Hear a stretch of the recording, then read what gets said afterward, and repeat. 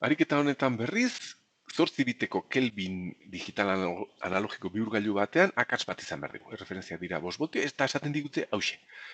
E, 80garren etengailua geratu da beti konektatuta. Beraz, beti bezala, ulertu beharko ditugu hau nola funtzionatzen duten. 8 bit baldin baditu Kelvin bihurgailu honek esan nahi du, hemen izan behar dugun tensio zatitzaileak izan behar dituela 2 × 8 256 erresistentzia.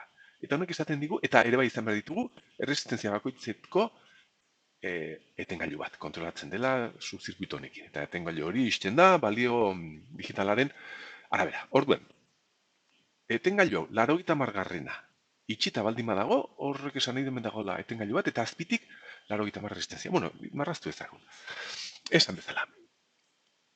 8 biteko Kelvin bihurgailu batean izan behar du, hemen 5 voltio, eta hemen 256 erresistentzia. Beraz, 80garrena baldin badago konektatuta, hau baldin badago konektatuta, eta hemendik 80 erresistentzia, 80 R, gainetik izan behar dugu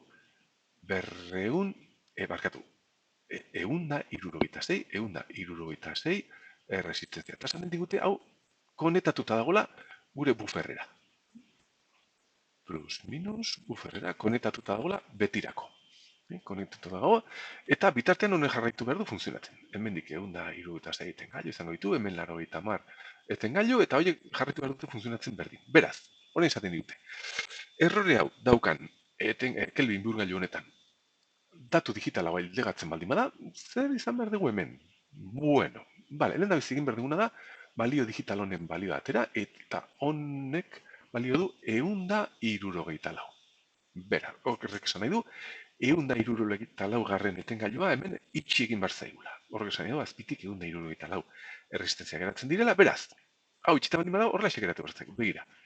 Hemen izan behar dugu 5 voltio, hemen izan behar dugu ez dakigu zer resistentzia, gero, etengailu hau itxita baldin badago, eta hemen azpitik 164 baldin baditugu, eta hau ere baldin badago, batut behar ditut azpiko 164 horiek, 74etan, eta 80 horietan. 80 R gehi 74 R, hemen izango genuke, datu honek itxi duen etengailua. Honek itxi behar du etengailua, joan behar zaigu buferrera, baina gauza da, hau ere itxita dagoela.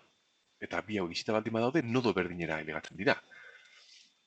Nodo berdinera jartzen dute, eta hau joaten zaigu buferrera.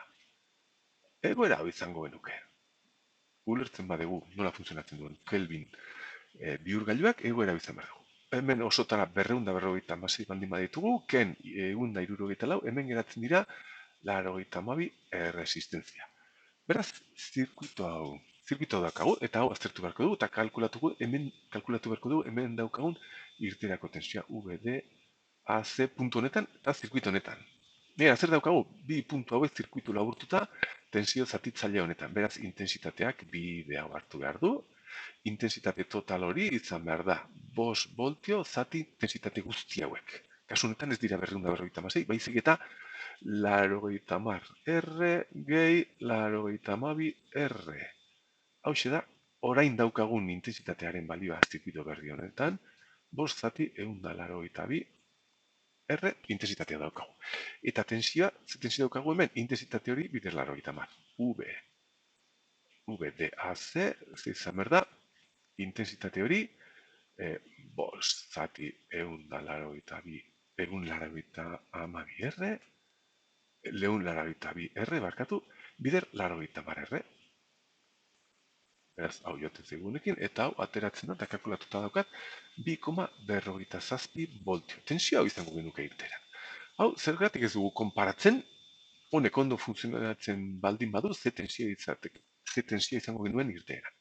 Kelvin bihurgailuaren irterako tensioak jarraitzen du bihurgailu hauen formula orokorra, dala hause, tarte guztia UBRF. UBRF jarriko dut? Ez, zuzenean, 5 zati,